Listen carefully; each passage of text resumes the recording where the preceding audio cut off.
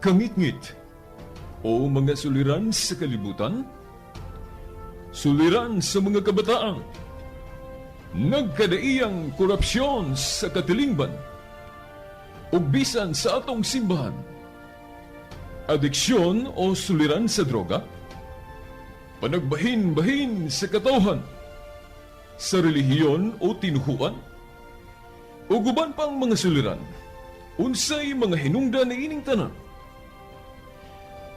Tungod niini nahimugso na tao kining tulumanon, lamdag sa kahitasan, tulumanon nga muayag, mubatbat ug mutubag na ining tanan. Uban na ining inyong sulugoon, Silbert Dundoyano alias Veritas. Lamdag sa kahitasan! Lamdag sa kahitasan!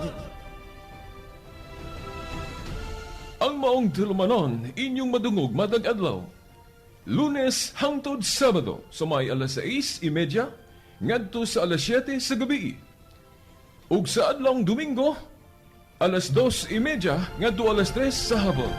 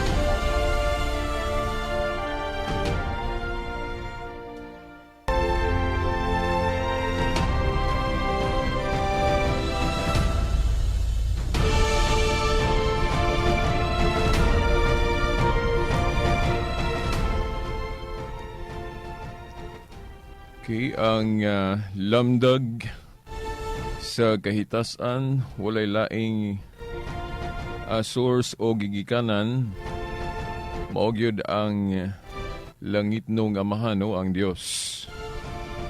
Og kini anaa sa atong Ginoong Hesukristo, kay siya man mao ang gipadala ang bugtong anak niya nga mao ang atong manunubos ang atong Ginoong Hesukristo. Mao nga ang atong Ginoong Hesukristo mao ang lamdag o ang kahayag. O gunya ang maong kahayag karon ana sa iyang mga katawhan o ang simbahan. Mao manggani no nga si San Pablo nagingon, ang simbahan haligi og sukaranan sa kamatuoran, no? Unang Timoteo 3:15. O gunya sa Lucas 10:16, ang naminaw ninyo akong simbahan samara nga naminaw kanako. Ang wala maminaw kaninyo, wala usab maminaw kanako. O usab sa Mateo 18:17, kung dunay mga kasamok, dunay mga kaguliyang, ang final o final arbiter sa pagpamung o pagdesisyon unsa ang kabubuton sa Dios, ang mubungat og desisyon mao ang iyang simbahan. Naa sa Mateo 18:17. Ngano man nga ato ning gisubli-subli dinhi sa atong tulumanon lamdag sa kahitasan. Tungod kay aron gyud mo tatak sa atong mga alimpatakan o kasing-kasing nga unta ang katuyuan kung ngano nga ang Espiritu sa Dios, no, ang Espiritu Santo gipadala niadtong adlaw sa Pentecostes ang tumong og tuyo ni adto para nga kita ang katawhan mosalig gayod sa maong simbahan. Nga kung kita nagsalig sa Dios, kung kita nagsalig sa Ginoo, kitnahanglan mosalig usab ta sa iyang simbahan diha sa iyang mga panudlo. Ngano man kay ang yawa god ang ginikanan usab sa kangit-ngit, mangita mangyud po siya og paagi unsaon niya kitang mga tao nga dili makakita, dili mubati sa maong kahayag. But pasabot mangita po siya paagi nga matabunan niya ang maong kahayag sa atong simbahan para nga dili mao'y himuon natong giya, dili mao'y himuon natong lampara ang simbahan. Mao na nga gamito niya kita rapod kitang mga tao nga naa sulod simbahan, no, iyang gamito ng atong weakness, ang tawhanon nato, no, atong weakness, atong mga kaparian, for example, no, iyan ang gamiton pahimuslan. Na kay balo manggod ang kangit-ngit nga ang tao dili Dios. But pasabot ang tao dunay limitasyon. Naa diha sa for example sa Isaiah 55:8. Sa Isaiah 55:8 gipahinumduman ta nga ang huna-huna sa Dios dili parehas sa huna-huna sa tao, no? Ang huna-huna sa Dios habog, taas ang huna-huna sa Dios kaysa huna-huna sa tao. Tungod kay ang tao dunay limitasyon, samtang ang Dios infinite, no, walay limitasyon. Mao nga pahimuslan sa yawa, pahimuslan sa kangit-ngit ang kahuyangon nato mga tao. Mangita gid siya og paagi nga mapahimuslan niya ang atong weakness kitang mga tao. Og kini mo abot ni sa tong huna-huna. Ngano man sa mga higayon gani nga dili nata musalig sa simbahan, but pasabot kana bang lahi na ang atong panghuna-huna o panglantaw o pag-ila sa simbahan nga magtuota nga uy dili naman ni kangit-ngit ning simbahan o dili naman ni kahayag, kangit-ngit naman ni akong nakita. For example lagi, kung hangatong nakita, for example, sa atong mga lideres ba sa atong simbahan o di baka ang atong mga kauban nga Katoliko, ang atong nakita nila ang kangit-ngit na, ang dili na maayo, but ipasabot na ang atong nalantaw mao na ang dili maayo, o kangit-ngit na, dili na nato makita ang kahayag, mao nga diha, no, bantay ta. Kay siguro gyud nga, murag milampos ang yawa sa iyang tinguha, no? Nga katabunan ang kahayag sa simbahan, no? Mubati na galitag dili pagsalig, no, sa mga pagtulunan simbahan tungod sa kangit-ngit ba nga atong nakita, kana sigurado na gyud ta ana nga natabunan ang kahayag sa simbahan diha sa atong kinabuhi. Ug sa ingon ni ana, lunlon kangit-ngit na lang ang atong nakita. Ngano man na, no? Okay, atong hisgutan ning duha ka tudling sa Biblia, no? Duha ka tudling sa Biblia, pananglit, no? Kining sa Proverbio 14:12, no? Pamalandungan na dun eh. Sa Proverbio 14:12 giingon diha nga adunay huna-huna sa tao o maghuna-huna ang tao nga naghuna-huna siya nga husto siya. Husto ang iyang ginahuna. Pero di ay dili maghatod di ay hinuon niya ngadto sa kamatayon o kalaglagan. Unsa man na ngano man na nga o di ba dunay mga higayon nga gahuna-huna ta nga insakto ning naas atong huna-huna. Nya moingon ta nga ay ang simbahan mo na sayop. Ako mo'y correct. Di ba? Pero wala na to maalimad mari nga ang pag-ingon na to nga kita mo'y sakto, unya dili di ay baho-baho. Dayon og kun ato pong kuhaan og pagtulon-an ng gipahinumdum po diha sa Isaiah 5:20 giingon nga adunay mga higayon nga kitang mga tao maghuna-huna nga ang puti itom ug ang itom puti but pasabot mabali ba, no? Nga but pasabot ang insakto himuon natong sayop ug ang sayop himuon natong insakto. Na unsa may pananglit ana, no? Ako mo ingon jud ko manghingusog jud ko sa pag-ingon diri sa atong tulumanon lamdag sa kahitasan. Kung maghisgot na galig mga pagtulon-an sa simbahan, faith and morals, no? Tuluhuan og pamatasan. Sigurado gyud ko nga ang simbahan dili gyud masayop diha, no?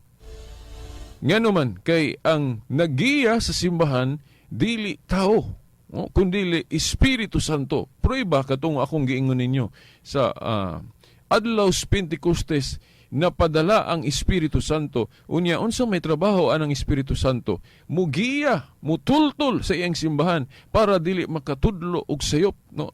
Mao man to ba hinungdan nga si Kristo wala taniya biyae dinhi sa kalibutan nga nibalik sa ditus langit nga dili gyud ikapadala, dili masigurado ba ang pagpadala sa Espiritu Santo? Di ba niingon siya nga mangayo ako sa amahan ug laing manlalaban.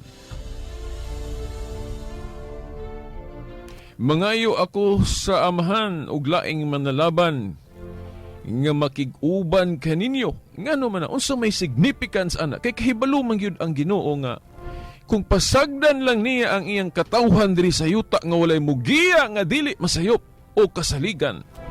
Sigurado gyud nga dili gyud makasaligan ng simbahan, no?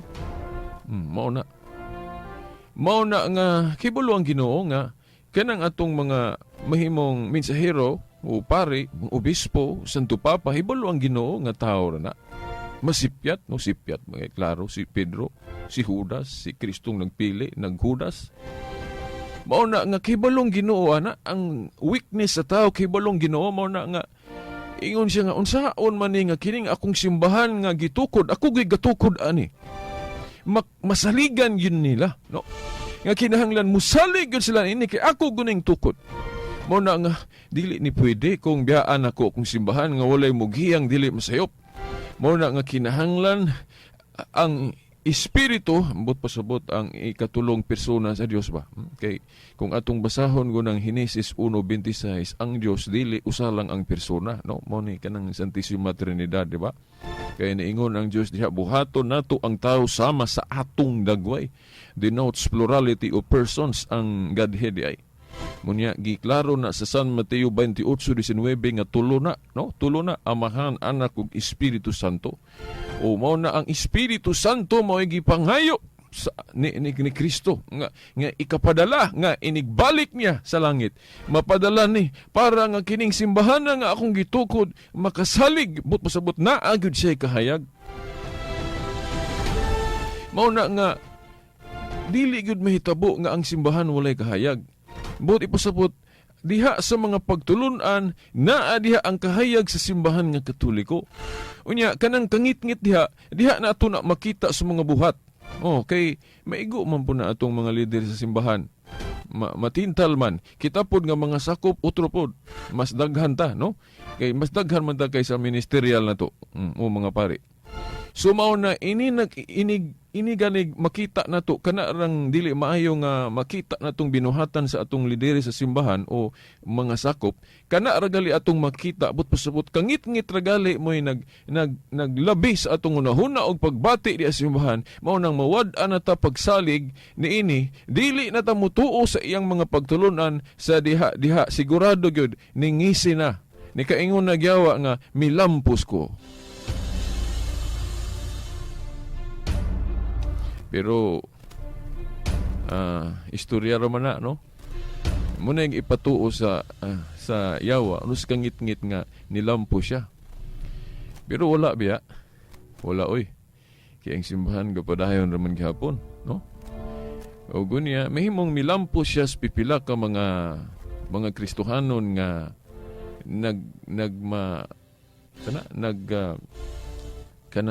nagmaluyahon. O katong mga Kristohanon nga weak o dili ba firm, dili lig-o ng ilang pagtuo. Pero kung mubasa ta diha sa Mateo 13:24 ug 30, gihulagway diha sa atong Ginoong Hesukristo nga ang iyang gingharian diri sa yuta, ang iyang simbahan, gihulagway nga ang makita duha, no? O kanang sagbot og ang trigo. But po sabot na ay maayo doon na po'y dautan. Mao na nga dili ikatingala nga kung karon doon na mga Katoliko nga gingit-ngitan sa atong simbahan, o kana siguro na igo gyud sila, no? Daw milampos ang yawa sa paglimbong kanila. Pero dili tanan kay daghan biyang mga sakop po sa simbahan nga mipadayon gyud sa ilang mga buhat Kristohanon mo manggali nga ang atong simbahan na nagkanonisa og mga santo.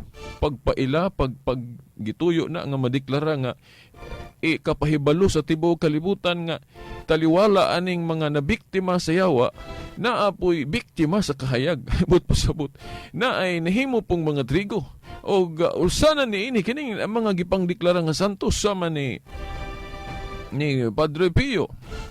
Nasa Pilipino gali natay duha, no, na deklara si San Lorenzo Ruiz o sa tungusa aramusok mong dila bago ganito mas nakahinumdo manon kung na atong una, no, kaysa bago.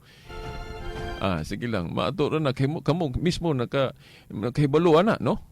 Pero dili biya nato pagasabton ha mga igsuon kay moingon man na sila nga kana kunong gideklara nga mga santo gikanonize, maora ba kanonay santo sa simbahan Katoliko? Kay naman gud po'y komentaryo nga kanang pagtulunan sa Katoliko nga ang santos kana rang gikanonize, buot ba day mo ipasabot dili day ka masantos kung dili ikanonize. Kana sa simbahan ang santos o balaan kana mang nagsunod sa mga pulong sa Dios, nagsunod sa mga pagtulunan ni Kristo, santos man na.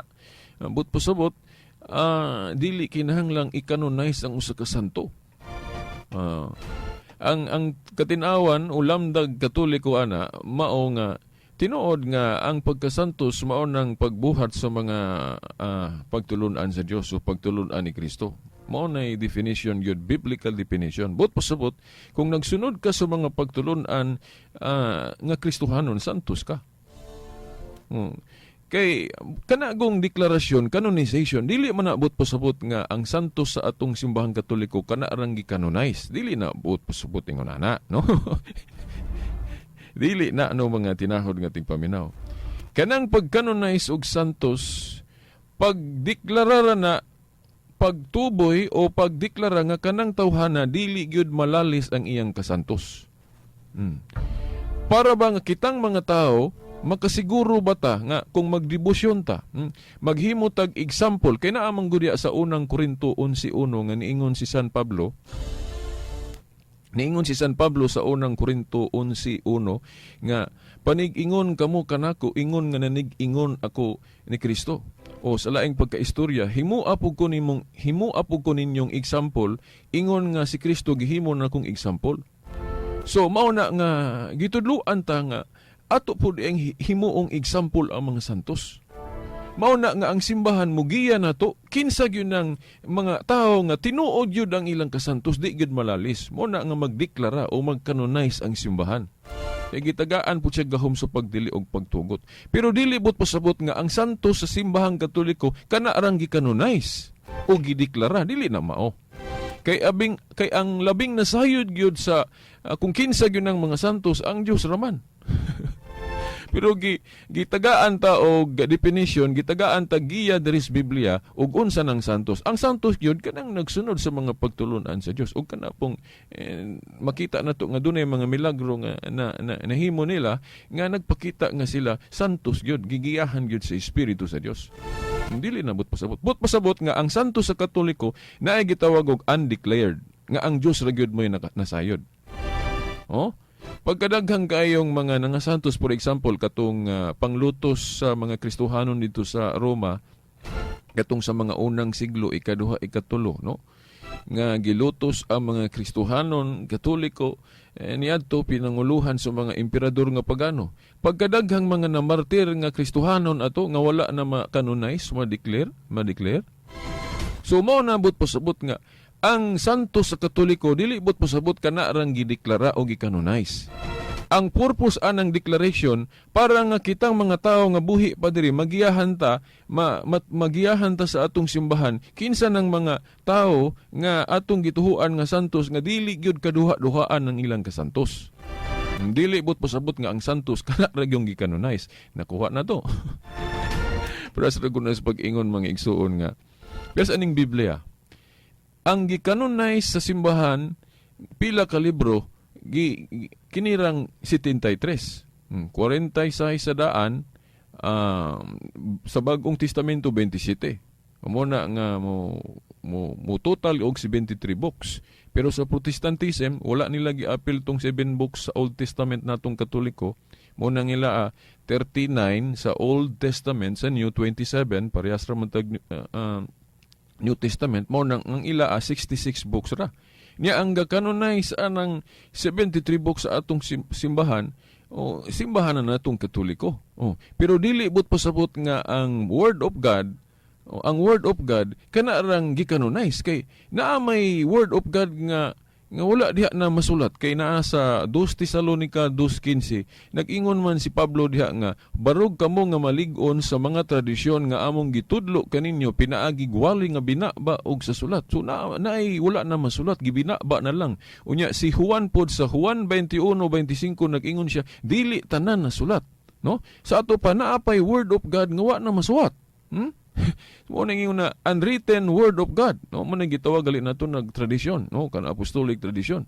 So mauna nga kung muingong ka nga kana rang 27 books sa New Testament o 46 sa Old nga total 73. Kung muingong ka nga kana ray word of God, dili man ta makaingon nga kana ra kay ang kanang nabasa nato mao ra man na ang nagsulat ag katungwa na masulat dili dayto word of God dili po na mao, no? Naa sa Deuteronomy 29 verse 29 nga dili gani tanan gireveal sa Ginoo, no? Naay mga tinago pa gani nga word of God. So, basahan ninyo Deuteronomy 29:29 nga naay tinago, naapoy gipadayag. Nya diya sa gipadayag pod dili po tanan na sulat. Nya ang uban ang simbahan ra nga tinuod man nagkahibalo ana kanang gitawag na tug apostolic tradition. Later on ato ra po nang mahisgutan diri, no, ugon sa kay na. Sumaw na mga tinahod nga tigpaminaw no ubantay ta kay ang simbahan naagid siya kahayag. Ang iyang kahayag mo ng iyang mga pagtulunan. Kung moingon na gali ka nga, uy, sayop man ang simbahan. Bantay ka kay masigurado gyud ko nga maigo kita anang naa sa Isaiah 5:20 nga ang insakto gihimo na tong sayop. Dali man ka ikaw mo na correct din ang simbahan mo na sayop. Di ba? Para sa anang mahitungod sa contraception. O ganang RH bill, example, ako ginang example ng RH bill. Kay karon daghang mga Katoliko nga ilang gi-challenge ang authority sa simbahan. Moingon sila nga sila na kunay correct. No, naara ba mga congressman na, mga senador nga ilang gi-challenge ng authority sa simbahan diya sa faith and morals. Moingon sila nga sila na kunay correct. Ang simbahan minasayop. Pastilan. Sigurado gyud ko nga naigo gyud sila anang Isaiah 5:20. Ang Isaiah 5:20 nag-ingon nga moabot ang panahon nga dunay magunahuna nga sila insakto, gihimo nilang insakto ang sayop ug ang sayop gihimo nilang insakto, gibali ba? Na mo ni akong giingon ninyo, basta ang simbahan nagali manudlo about faith and moral, sigurado gyud lang dili masayop ngano man. Kay haligi og sukaranan sa kamatuoran. Na mao na nga mga igsoon bantay ta kay kanang Proverbio 14:12 nga magunahuna ta nga sakto kuno ta unya dili diay unya kana pong sa Isaiah 5:20 nga moabot ang panahon nga ang sayop mo himuon na tong insakto ug ang insakto mo himuon na tong sayop. Unya kana pong mga tao nga ilang gi-challenge ang authority sa simbahang Katoliko nga sayop kuno din maghimo sila pundok nga ilang kaugalingon nga sila na po kuno insakto. Para sa nang Protestantism, no, nga kanang ilang gipang-usob ng moral nga teaching, no, naagali Protestante nga illegalize nila ng same-sex marriage. Dayon na ay Protestante gali nga ang divorce gi-allow nila. Nga dili man musugot ang Ginoo ana. So mao na nga maglibog ng mga tao. Muna nga nihari na karon gani kanang gitawag na tug relativism nga wala na gi absolute truth. Lain-lain kuno ang version sa truth, no? Murabag kuan ba software computer ba lain-laing version. Mao na ang kamatuoran kuno lain-laig bersyon na unsa man na nga ang Dios usa raman.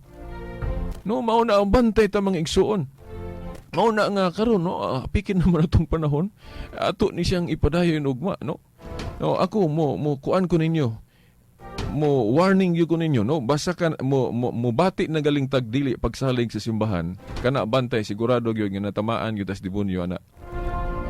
Mao na kay himuon naman nato nga atong kaugalingon mo na insakto nga ang simbahan na noon mo'y sayop sa ato pa mawad-ag bili tong giingon ni Pablo sa unang Timoteo 3:15 nga ang simbahan haligi og sukaranan sa kamatuoran. So mao na mga tinahod nga tigpaminaw no. Timan-an lang yun nato kanang Mateo 18:17 no nga ang simbahan final arbiter diri sa yuta. Nya moingon kag masayop. Moingon kag masayop. Final arbiter ko no. Supreme Court ko no ang simbahan. Diri sa yuta. Papalandong yan ako ng Mateo 18:17. Nya kita na noon nga sakop mo challenge nga kita na kuno dili masayop. Okay, sangtod ugma po na lang kini ang inyong alagad no si Silbert Adundoyano Senior alias Veritas. Kauban sa atong mga igsuon sa technical side, Danny Luod o Taxi Lumba, hangtod ugma pohon. Sa ngalan sa Amahan, sa Anak, sa Espiritu Santo. Amen. Kangit-ngit o mga suliran sa kalibutan, suliran sa mga kabataan, nagkadaiyang korupsyon sa katilingban, ug bisan sa atong simbahan, adiksyon o suliran sa droga, panagbahin-bahin sa katawhan, sa relihiyon o tinuhuan, o guban pang mga suliran, unsay mga hinungdan na ining tanan.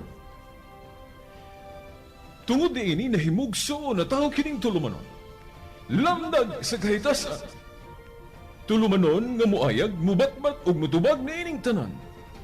Uban na ining inyong sulugoon, Silbert Dundoyano alias Veritas.